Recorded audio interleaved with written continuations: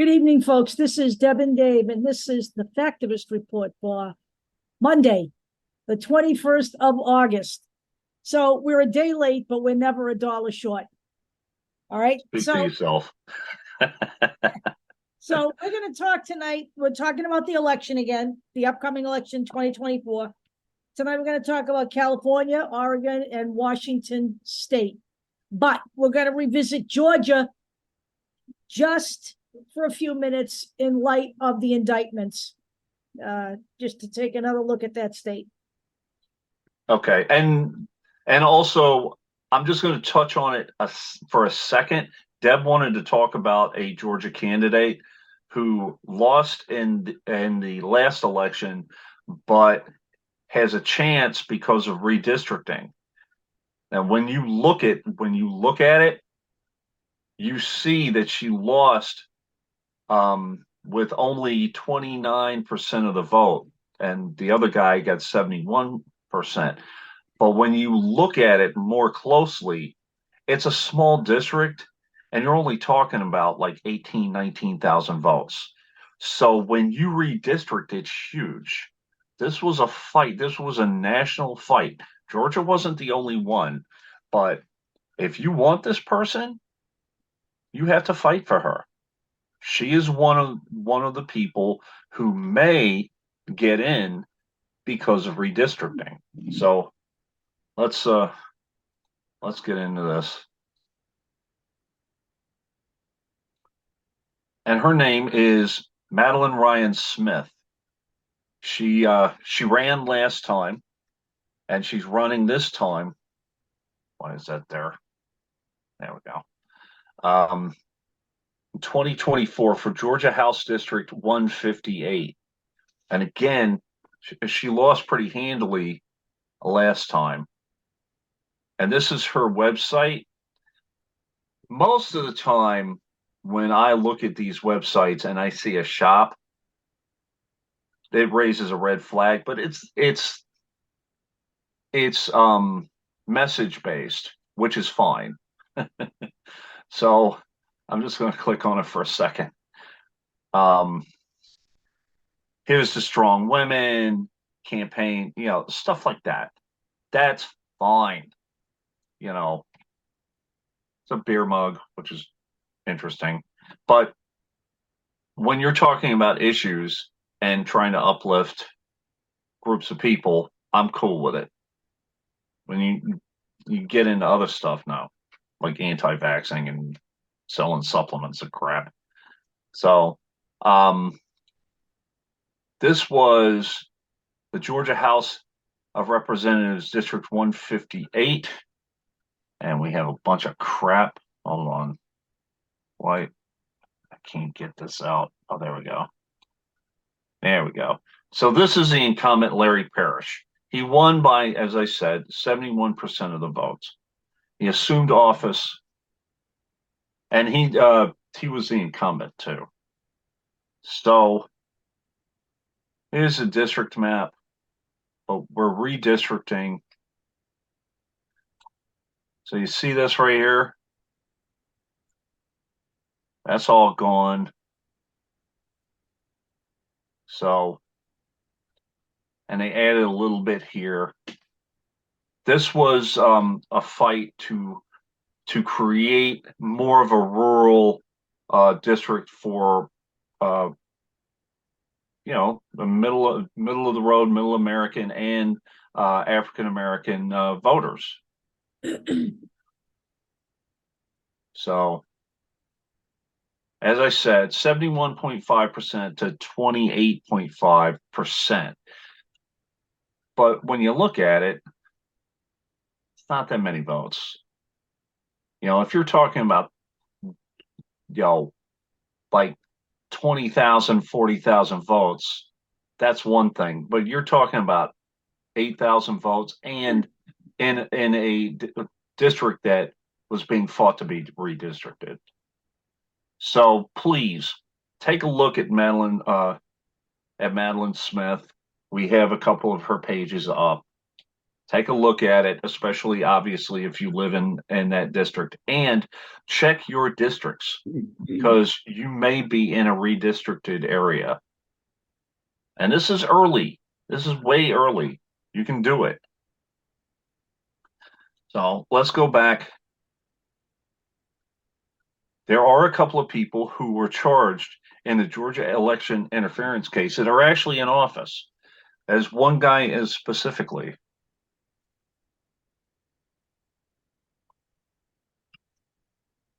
And he is a state assembly guy.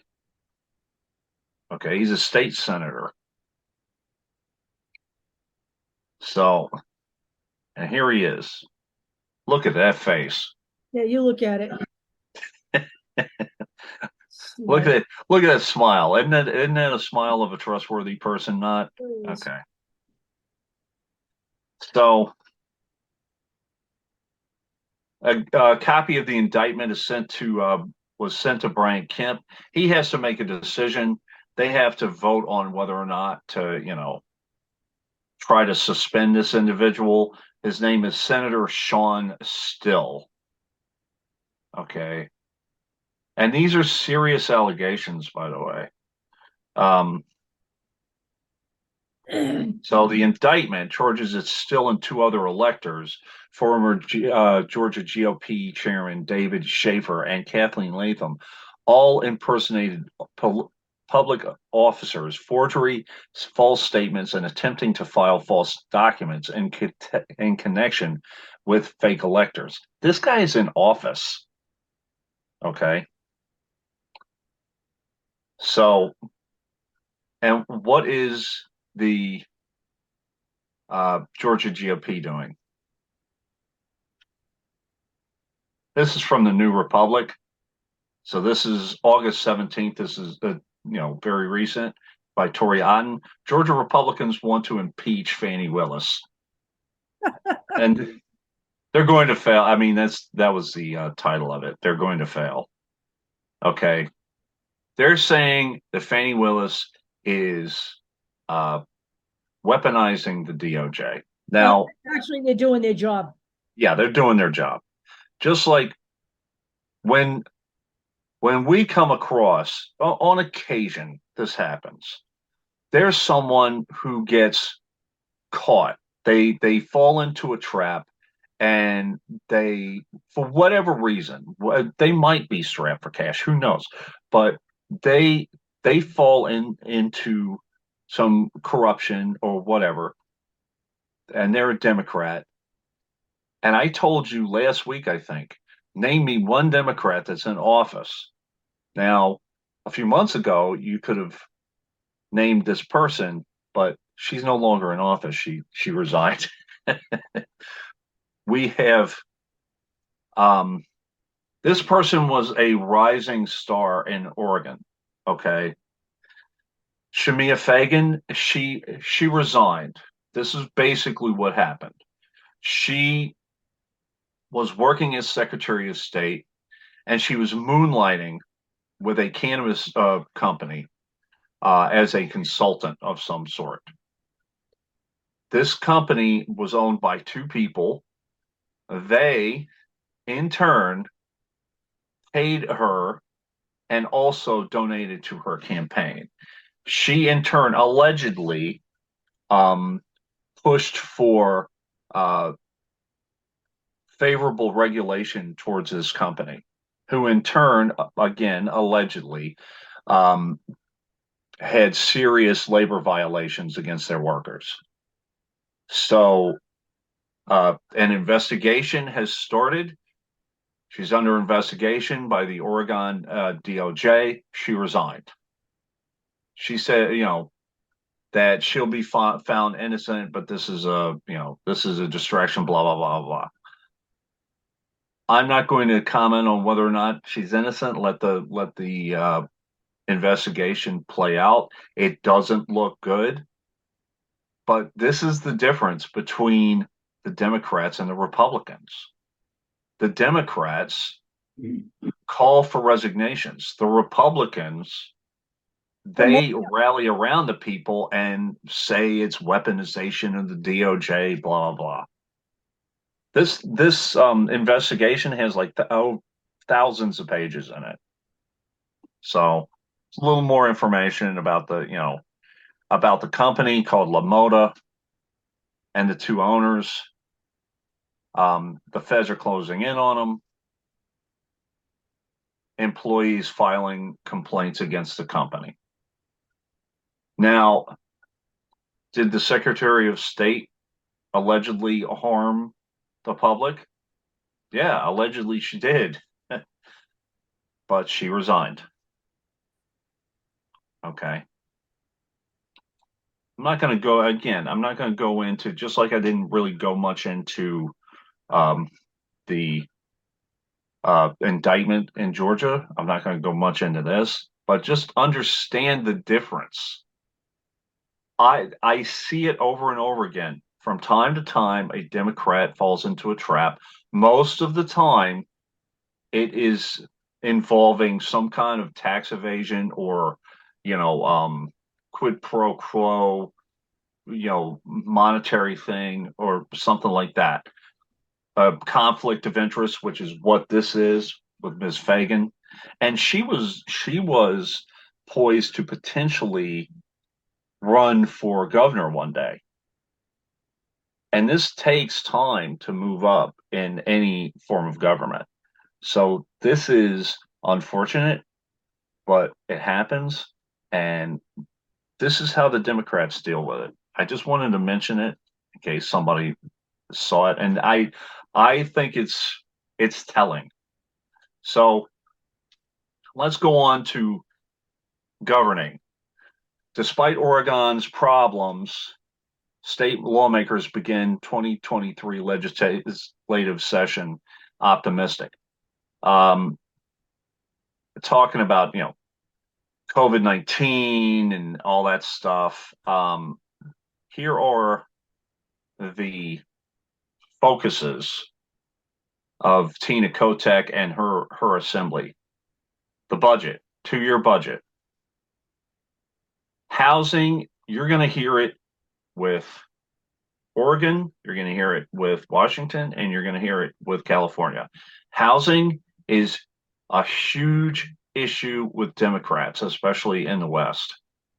And we're not just talking, we're talking about keeping people from losing their homes and actually building actual structures. And when you talk about that, you're talking about creating construction jobs as well as upkeep jobs. You need plumbers and you need electricians and you need whatever, roofers and all that.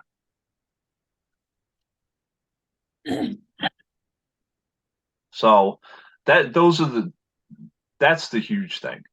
So also, of course, you have a couple of things, with the Democratic Party of Oregon, they talking about responding to Supreme Court decisions, condemning the recent Supreme Court rulings that abolish affirmative action in college admissions, allows discrimination against LGBTQ people based on who they are, blocks student loan relief for tens of millions of Americans. Now, the chair of the Oregon Democratic Party, her name is Rosa Colquitt, and she has a PhD. And she's also been in politics for a while now. So here's, you have Senator Ron Wyden, Jeff Merkley. Then you have the House representatives. This person, Andrea Salinas, we'll talk about her for a second, because her House seat is under attack.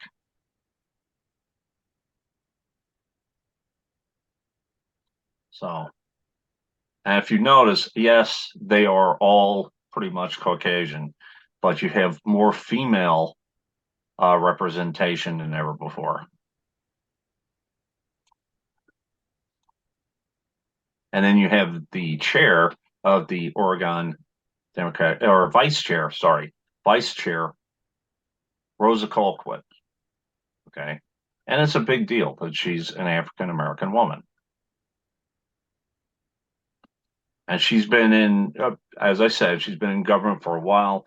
She's in the Budget Committee, Racial Accountability and Leadership Committee, and now the first Black woman elected to serve as DPO Vice Chair. Now, this is a push with the National Democratic Party as well as Joe Biden. He pushed to have states with a majority of minorities in them, like South Carolina, to be first.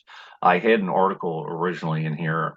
It was a little loaded, but basically, there's something going on, but just understand that Joe Biden is pushing every which way that he can for equality in his cabinet positions, in the way he structures primaries, everything.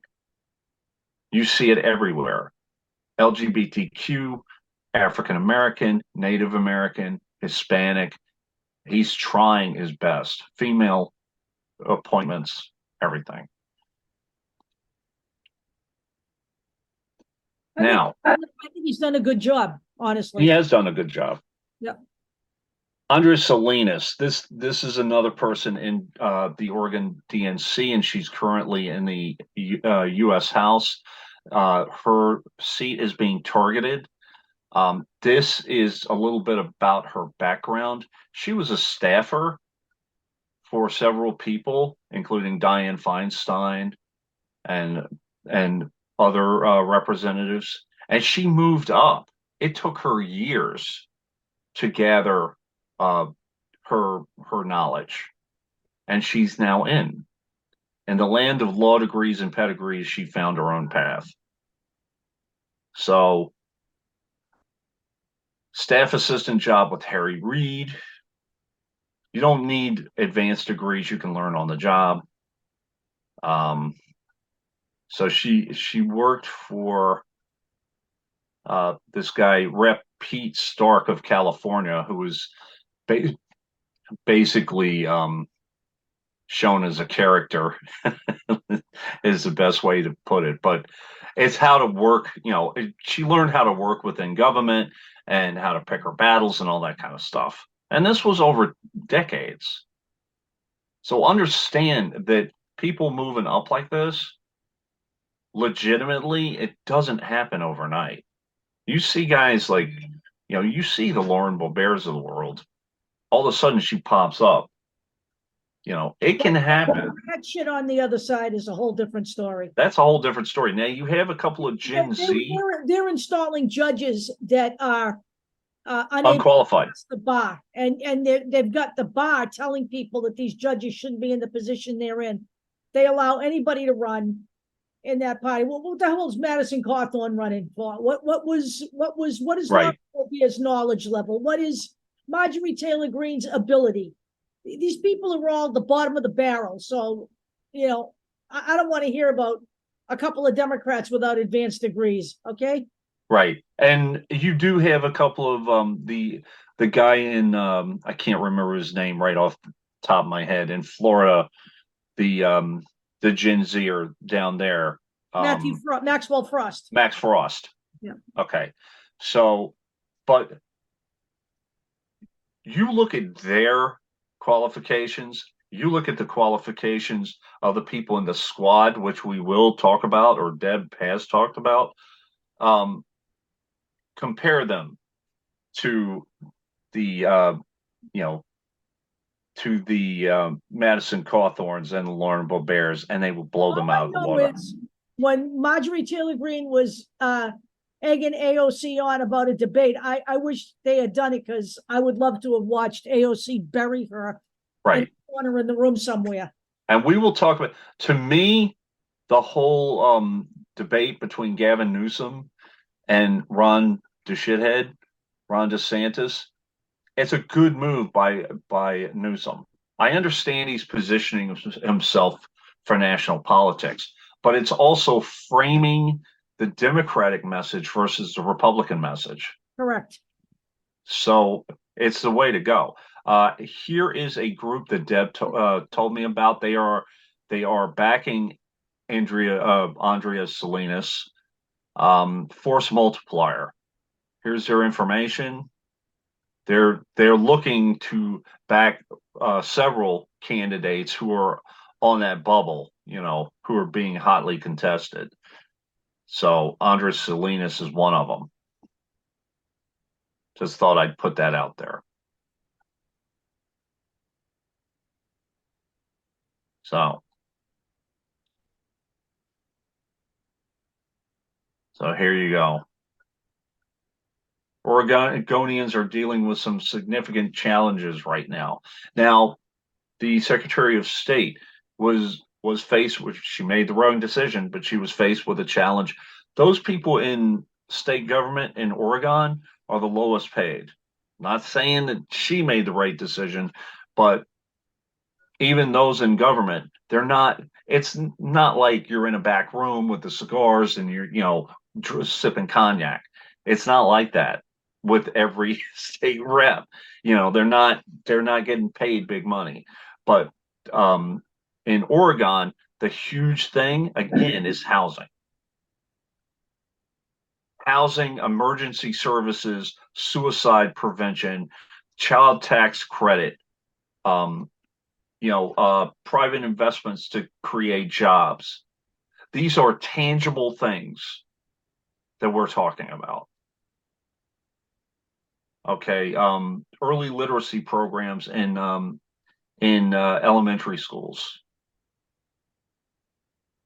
So those are the stars aren't necessarily the people. There are a couple of people in government, mostly from diverse backgrounds, that are shining right now, but the star is the platform in these states. Now, what's the Republican Party doing? They're walking out of votes. They're walking out of votes. They're walking out of votes about, the COVID stuff and the culture war stuff. Yeah, because no, I can't even say it. I could, but I won't today. They're trying they're trying to block a quorum. And what the Democrats were able to do is create this bill which says if you do this enough times, you could possibly be prevented from running again. Yeah, good. I think now this is a whole fight, but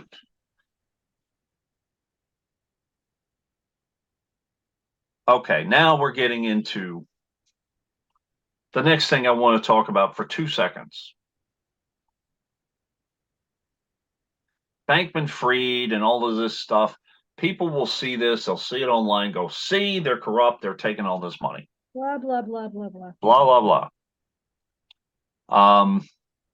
Democratic Party of Oregon agrees to return $500,000 of contributions made by crypto bro who pleaded guilty to campaign fraud. This cryptocurrency guy, by the way, used a false name. So that's why they didn't catch it right away. Now, this happened in Oregon. It also happened in, this is the Bankman-Fried, we're talking about Bankman-Fried from FTX. They donated millions to Democrats, to Republicans, kind of, I don't know if it was a laundering scheme, but it was trying to hide money. That's the bottom line. Same thing with Patty Murray in Washington, and Schreier. So what happens? You get these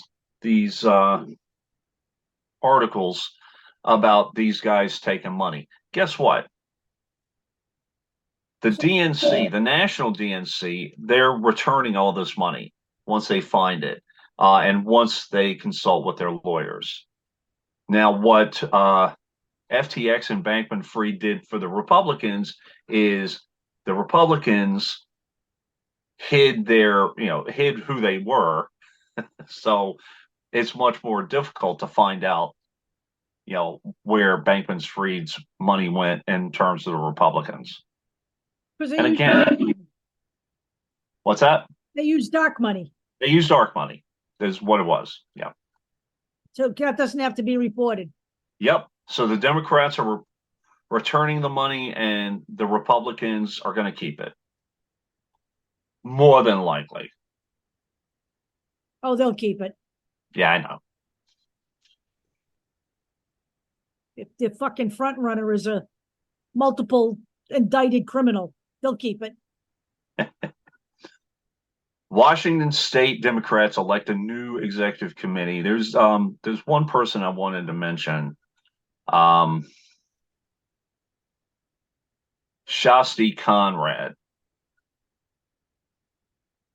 Changemaker, woman of color, millennial leader. Now I don't know if she's considered a Gen Zer, but she is young and she is energizing the party. And she's in a ton of different PACs. And again, guys, money does fuel these things. It is needed. Sorry, So there's going to be PACs. And by the way, when we do finally get around to cleaning all this money out of politics, there's going to have to be a whole new way of getting your vote. All right. Unless the people step up, because, in my personal opinion, I think TV stations shouldn't be charging what they're charging for public service announcements for campaigns. Enough of this $1 billion for, 10 minutes or whatever the hell it is, or, $1 million for 25 seconds or whatever. You know what? It's a public service, You're going to take the nasty money out of politics and lower your prices so that they can be afforded. That's really what needs to happen here, is a whole new look at the way we elect people. Please tell me with a straight face that Ron DeSantis was a better candidate than Charlie Crist. You can't. The whole reason that Charlie Crist lost was because of the advertising money. It was because people probably didn't even know that he was running. Ron DeSantis spent in Miami what Charlie Crist had for the whole state. Okay? That's why Charlie Crist did not win. Right. Now with Washington, it was very similar to Oregon. Housing was a huge thing. This Shasti Conrad, she's a mover and a shaker, not only because she's African American, but because she's female. And we're going to move to California. Now, I understand California has a lot of moving parts, but I'm just mentioning a few things, okay? So we have Gen Z's first lawmaker in California, Alex Lee, 25-year-old son of immigrants from Hong Kong, will also become the state's first openly bisexual legislator. Okay. Now, what was his first big push? Guess. Housing. That's what it was about, was housing. So with all of these pushes from the left, this was, of course, it's going to freeze up. This was the biggest good news for me, honestly. And this isn't out of the goodness of the Republicans' hearts. Trust me, I know that. California GOP may strip opposition to abortion and same-sex marriage from the platform. Now, what does that mean? That means that the Democrats are getting their message across. The Democrats are getting it across to the Republicans that this is a losing argument, at least in California. And that is good news.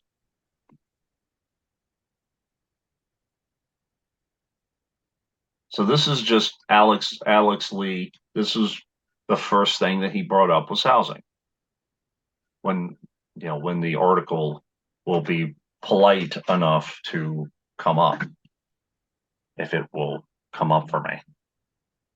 Will you come up? There we go. And this is from a local paper, obviously, the Malapatas Beat. Assembly member Alex Lee wants to bring social housing to California. Now, what is social housing? Social housing frames housing as a human right, ensuring publicly developed, maintained, and owned housing for everybody. To accomplish this, a housing authority, which is the California Housing Authority, would be created, CHA, and to build and acquire self-sustaining homes that cannot be sold for profit. The idea would be new to Americans, but familiar to those in other countries.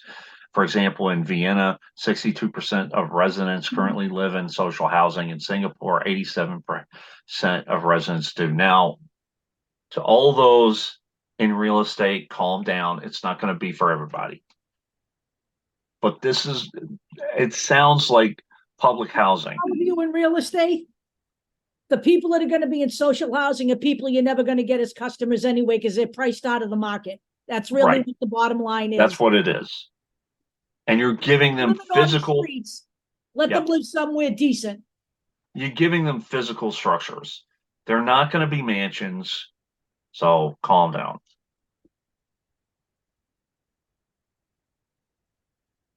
Take a pill.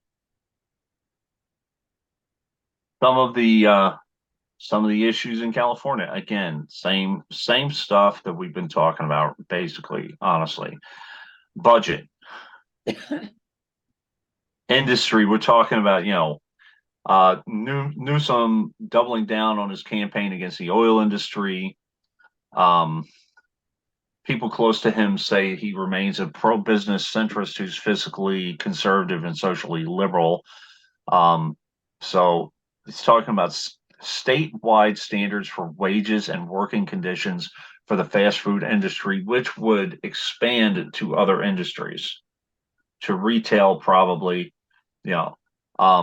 temporarily blocked by on Friday after a judge approved industry groups' request to put it on hold until local officials determine this later this month whether enough signatures were collected for a 2024 referendum.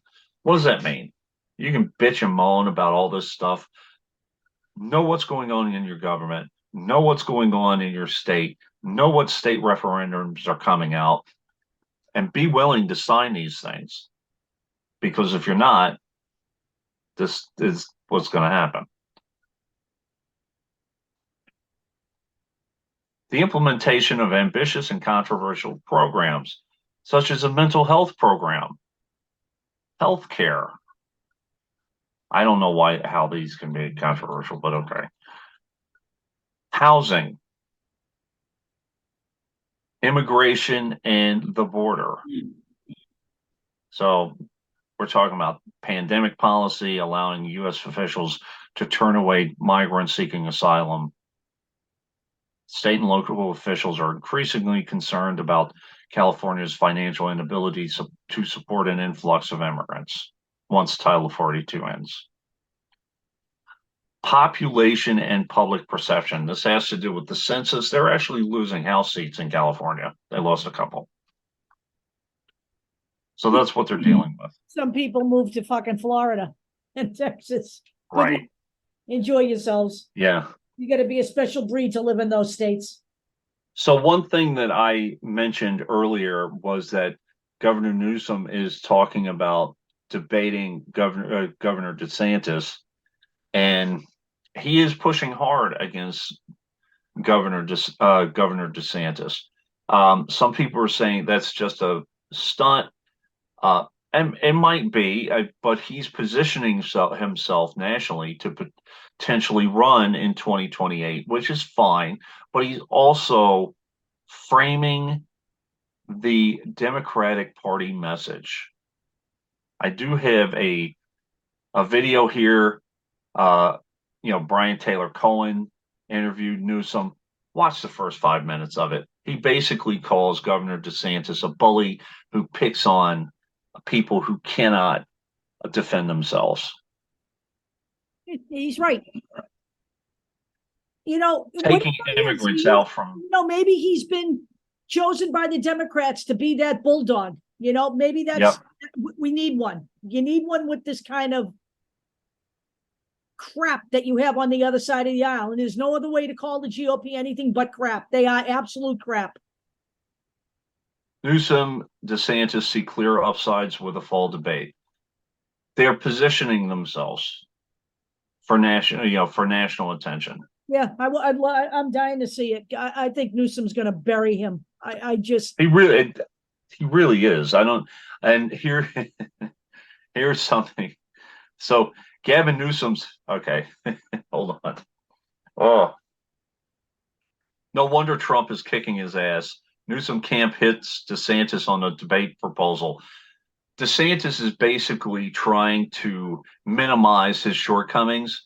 Instead of doing like a cold open, he wants to do a taped open. He wants to do like canned audience applause and stuff like that. Yeah, that's the same. It's amazing. It really is amazing. Shorten the amount of time for each answer, that kind of stuff. Which basically, Newsom's campaign manager is like, come on, this guy's weak sauce. It's a debate. It's a debate. It's not a freaking TV show. Episode 1, the Ron DeSantis debate. Now, this is just to show that I don't know if this individual is going to move up into the governor's seat or move where he's going to move. But there are some people in the pipeline in California. They're everywhere, actually. Katie Porter, everywhere. So this is Pete Aguilar, and they talk about him. The California Democrat may be the future of the California Democratic Party. And he may be. Came into Congress at 36. He's 43 years old. And he is the third ranking House Democrat. Now let's talk about that for a minute. I'm going to take this off a screen share.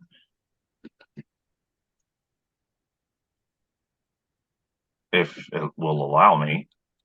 Come on. There we go. So, okay. Where are you now? I don't know where I am. Can you hear me? Yeah, I can hear you. I just can't see you. All right. Well, I don't know what's going on. Dave's in the dark. But see me at least. For God's sake. All right, hold on. Where am I? Am I here? You're here. I can hear you.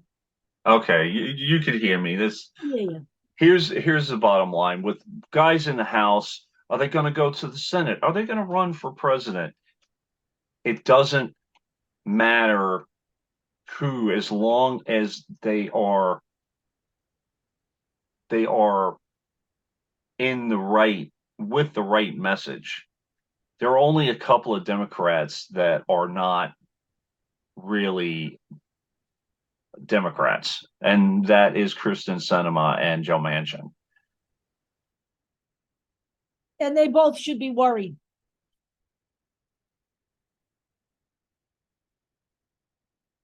Joe Manchin can talk all he wants. But the reality of Joe Manchin is that he's the one that's on the fence. I believe he's got a Republican challenger for the first time in a while. And I don't think he's going to do so well. But that's me. Are you there? Her, whether she runs for the Senate or the House, keep her in. I just lost you. There you go. You're back. Yeah, I'm back. Okay, well, we missed the whole conversation you just had with yourself. Oh, well, I was basically just saying, you know, keep them in. It doesn't matter whether Gavin Newsom is running for president or if he's staying as governor or they're going to figure that out. The DNC is going to figure it out, and we're going to vote for whoever we're going to vote for in the primary. Right. Whoever we can keep in, let's keep in. There are a lot of quote unquote rising stars in the Democratic Party in California. I just don't want them to primary each other out. What I want to see is if that gentleman runs again in that, is it Palm Springs district? Yeah.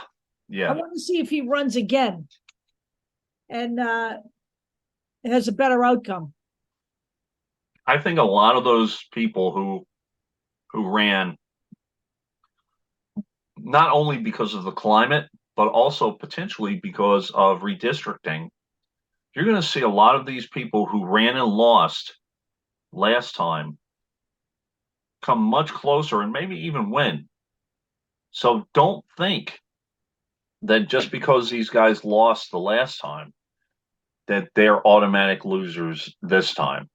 Right. It does happen. Look, but you know what? Look, we're talking about, there's two factors at play here. It's not just, the redistricting, but the GOP took over the House. What have they done since they took over the House? Absolutely nothing. A whole different climate here, okay, than it was in 2022. I mean, they have done their performance, whatever's going on. The GOP should be a total turnoff to people in this country right now, both in the Senate and the House. Senate and the House. You've got a guy who's the front runner who's been indicted now 4 times, 91 charges. Okay. Right.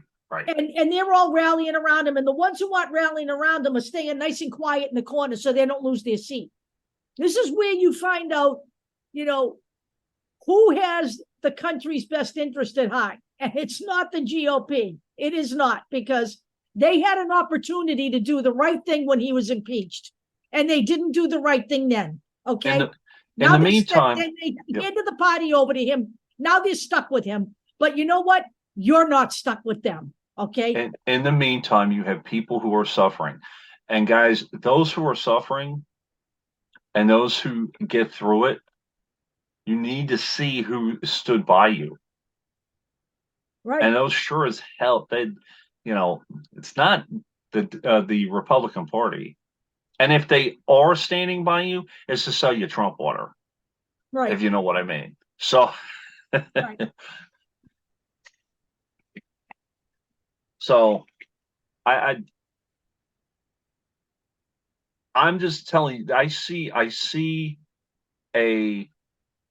now you guys can say, oh, this is just a smoke screen and all that. I've heard that before. I don't see it. I don't see it.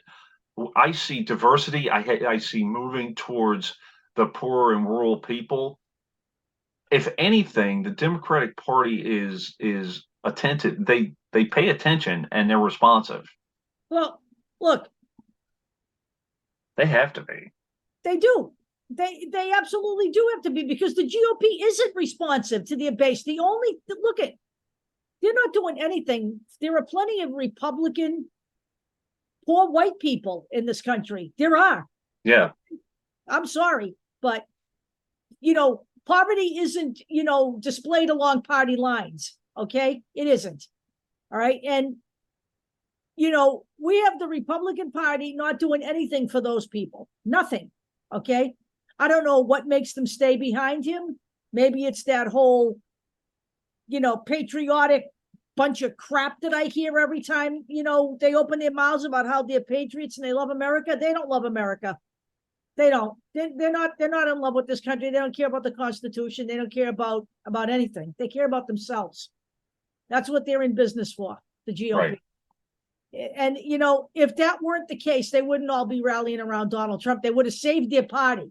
Their party, as it stands right now, is unsavable, unsalvageable as it is. It has got to go down. All right.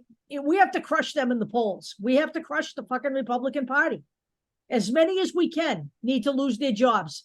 And we have to do it in those rural areas. Oregon, Washington, those are ultra rural areas.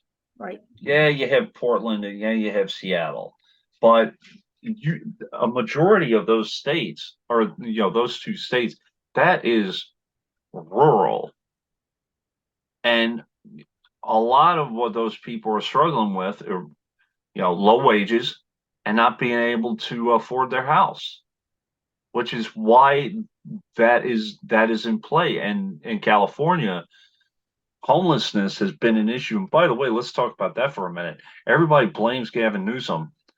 Homelessness has been a problem in California for decades. Right. Okay.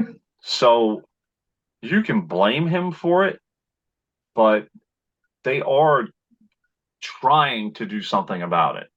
And it is a massive problem, just like wildfires. I hear, oh, what is Gavin Newsom doing about the wildfires? Or why isn't Joe Biden at Hawaii? Stop. Okay. There's another way to be responsive other than to bring your entourage to a freaking disaster site and distract from solving the problem. Just so you know. I just wanted to get that out there. At some point, I'll talk about Hawaii, but I know Deb's talked about it. Deb talked about when the fires happened, and Lauren Boebert was questioning why Joe Biden was on vacation or whatever, and he wasn't at the site in Hawaii because he's letting people do their jobs. Yep. So we're going to go through literally every state now and look at the big picture. And then when we get further closer to the election, we'll be talking a little bit more about the detail. We still don't know who's going to be in play where. And there's an awful lot of states where they haven't announced yet. They're just not there yet. So, and there are states that are heavily, the Democrats aren't going to have a shot, but they have to, like in Utah, I don't see them really gaining a seat in Utah, but they have to continue to drive the message. Right. Whatever that is, whether it be homelessness, whether it be mental health, whether it be healthcare, whether it be jobs, whether it be infrastructure, whatever it is. You're going to hear over and over and over again, infrastructure, jobs, labor, discrimination, or LGBT issues and voting issues in states. You're going to hear that too. You're going to hear a lot of the same things over and over and over again. You're going to hear healthcare. You're going to hear housing. Housing is going to be a huge one. It's here in New York too. Yep. So that being proposed, the social housing is a fantastic idea. How long it's going to take to implement? It's going to take some time, and you want to have it take some time. Unfortunately, some people may have to suffer in the process, but in order for this to work, you can't cram it through. Look at the issues with Obamacare in the beginning.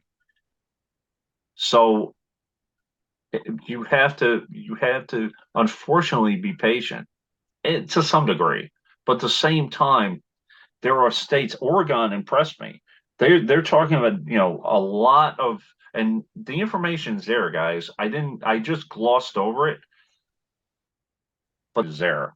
And read it, especially if you're in those states, if you're in Oregon, if you're in Washington. They're talking about concrete things to keep people from being evicted from their homes, to build actual structures. so people will have a roof over their head and have somewhere to go. Those people who are working, it's very difficult to work and not have a place to go to. Okay. I've known a few people, very few, none that I know of. There are a few people that have been homeless and worked in the postal service. It's very difficult to lose your job in the postal service, but it's extremely difficult to come to work when you don't have anywhere to go. Okay. And then when you try to help these people, you don't have contact information because you don't have a phone for them and you don't have an address. These are real concrete problems. Okay. And instead of talking about CRT and all that happy horse shit, let's talk about real things that are happening. Talk about things that So, are really happening to people. Because yeah. no one's teaching your kid CRT in the first grade.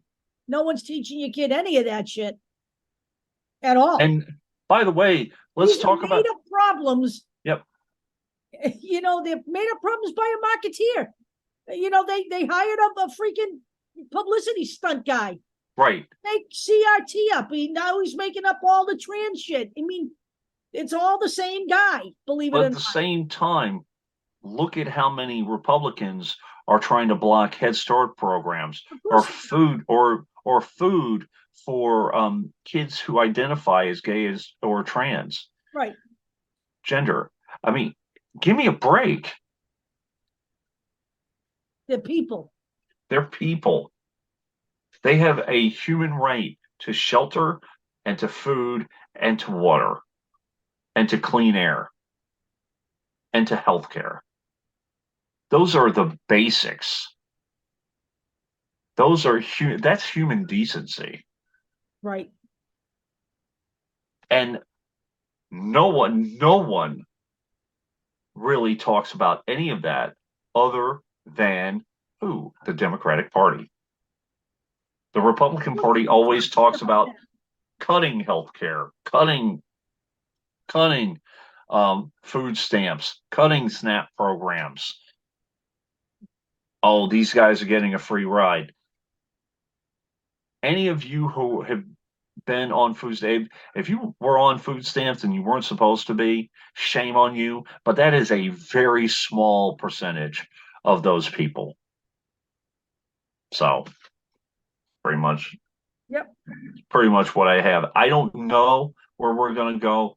Deb's talking about, we may even talk about, get away from the states for a minute and talk about the core of the National Democratic Party. We may talk about the squad and the bullshit that's being thrown at them. Maybe even do a short show on that or do a long show. I don't know.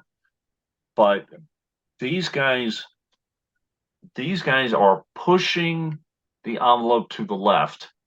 And now we have people, when you see AOC getting barraged by both the left and the right, that she's not progressive enough, that she's too progressive, she's a left-wing nut job, she's not pushing forward enough. She's the new bellwether. She's the new standard, basically. I have a great article that talks about all of the things Yeah. the squad has managed to achieve. And again, it's the unglorified portion of the program of politics. It's making sure those amendments that they attach to those bills don't go through. It's the little stuff that they do that they've been winning on. And this is what people don't understand. This is what their job is. They are the progressive wing of the party, and they are the future of the party. And, as the older folks move out, they're going to move in. And as they move up, the younger people are going to take their slot. And that's the way this was designed to be. Yep. And the younger people are going to try to push those people, say they're too right, too conservative, blah, blah, blah. That's how this works. And by the way, a lot of the stuff that I saw in these articles It's the boring stuff that you guys don't want to hear about. It's about trash pickup. It's about, construction and sewer lines and, and power lines, that kind of stuff.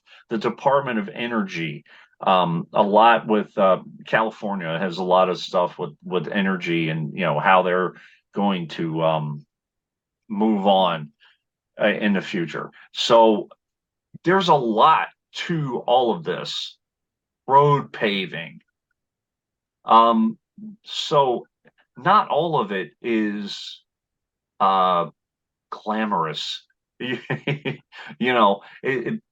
lot of it is just getting down into the muck and trying to get things done.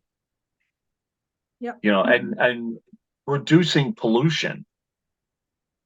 Maybe tree removal. That's more local stuff. How you deal with that.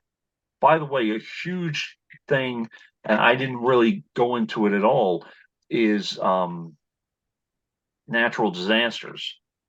That was in California. That's also Washington, Oregon as well. It's all well and good to build these structures, but what happens when they get damaged or destroyed? That's another part of this whole thing. So all of this is governance. And they're not looking, you're not looking to harm the business owner, but at the same time, you're looking to protect the people. Remember I believe it was Florida with Hurricane Andrew, actually with Hurricane Sandy too. The insurance companies were trying to hold back on their insurance claims because it wasn't a hurricane, it was a superstorm. Yeah, right. It's different. Yeah. What do you think happened? Legislators did go in and try to fight that some. So, not all of it is stuff you're even going to hear about. There's stuff, that Deb and I have read about, firefighter foam. Bernie Sanders was talking about firefighter foam. Right. It's like, and so there's a lot to it. Andrea Salinas was talking about a story where she was talking about the cantankerous guy, and they were talking about dealing with China and sending guns or something. Pete Stark, and he was like, no, I don't want to do it or whatever. So I mean, there's all sorts of stuff that you don't you unless you really get into it, you don't hear about. Right. Right. And politics is local too. Everything that affects you is important to you. That's why you have to, be involved in anywhere from your local school board to your sheriff. Get to know your local cops if you can. They know me ish. Go to your local library, talk to those people. I mean, government is all local too. Right. And it's the Republicans throw bullshit. I mean, to me, the Democrats are more pragmatic and they try to hit concrete issues. Now they get blocked a lot of times. You heard what we were talking about. Yeah. Where, Governor Newsom will try to do something and then it'll get blocked by the courts or whatever. So, but anyway, you want a better outcome? Win the House back. This has been a whole lot better the last 2.5 years had you not lost the House. I can tell you right now. Now we're in defensive mode. And you want a better United States Postal Service. This is going to take a while. Continue, the Congress is who determines who is in the Board of Governors, which is why I think Biden is waiting on who he puts in his Board of Governors. So, everything is connected. If you want better government, flush these people out. Don't expect everything to happen overnight, but flush these people out, and it will take time, but hopefully we can move in the right direction and do it before Deb and I aren't here anymore. Yeah, That would please. be nice. All right, Ken. Anyway, We'll be back next week and we'll see you in between. okay. Have a good night. Bye-bye.